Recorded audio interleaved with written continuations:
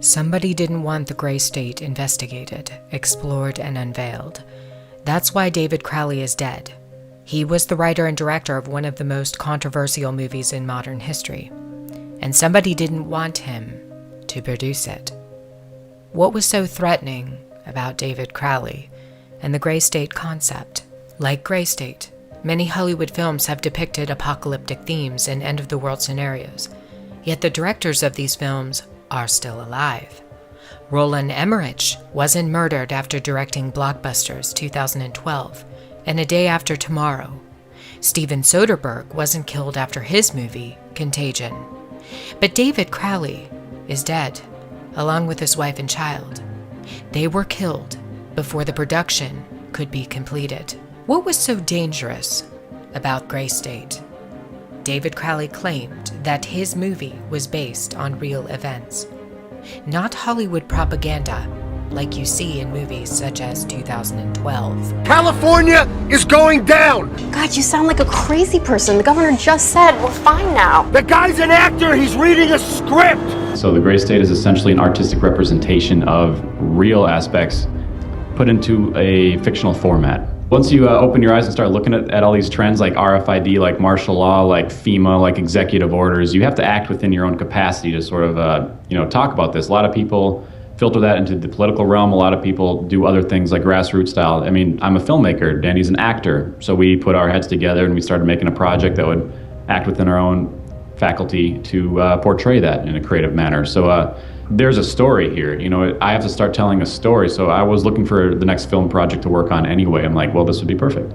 And it's not really perfect because you have to kind of filter down all this stuff into a narrative storyline that's not just propaganda telling you what's going to happen next, like 2012 or A Day After Tomorrow. It's got to be a human story, and it's got to be enduring and compelling. The way we're different is we're independent, and we don't expect any participation from any studios just because of its contentious nature. I mean, anyone knows that Hollywood has not approached this topic so directly before. That's what makes Gray State so compelling. It's that different. Definitely the trailer is our best efforts to kind of show this world and expose these very real issues that exist in our world today. David claims that Hollywood has never dealt with topics like RFID, internment camps in America, and detention. Instead, they have produced propaganda in place of real issues. When Hollywood does discuss internment and detention, it's almost always about World War II and the Holocaust.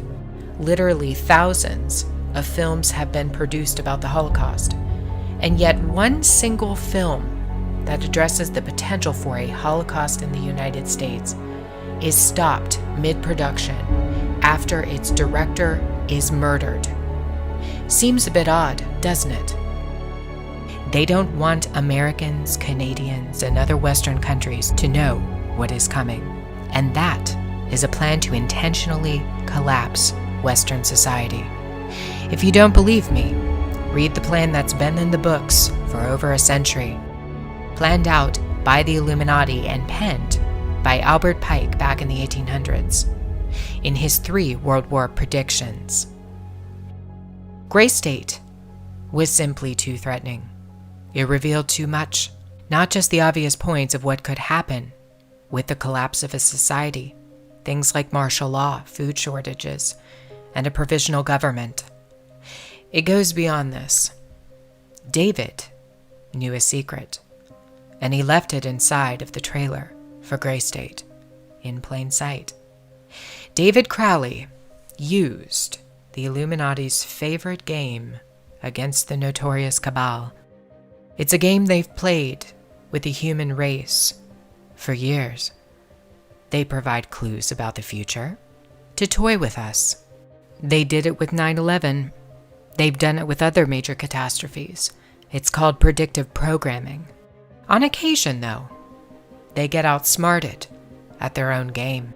What was David's hidden message inside the Gray State? And could it be the reason for his death? Perhaps the scariest part of Gray State's conceptual trailer is this character here, who appears to be operating a guillotine. David Crowley was very intentional in this frame of the movie. He added something that I believe he wanted the people to know about. Who is the identity of this executioner? If you look closely, you will see that this terrifying character is wearing something around his waist. It appears to look like an apron. The executioner wears a Freemason apron, complete with the all-seeing eye, the compass, and the 2 pillars. I do believe David Crowley is trying to tell us something. He is telling us that the organization behind the French and American revolutions, the organization behind the Italian Revolution of 1830, the organization that outlined a plan to overtake the Vatican in a document called the Alta Vendita, the organization behind the Trail of Tears and the deaths of thousands of Native Americans under Freemason Grand Master Andrew Jackson, the organization behind the Ku Klux Klan in the United States post-Civil War and its rebirth in 1915, the organization behind the detonations at Hiroshima and Nagasaki during 33rd degree Freemason Harry Truman's presidency. These are men with a radical revolutionary agenda throughout the entire world because they worship and follow a radical revolutionary deity. The first to have led a revolt against the Most High Lord. David Crowley knew something, and he was trying to warn the people. The ones behind the FEMA death camps, the guillotines, and the detention of Americans, it's the Freemasons. They're planning a second American Revolution.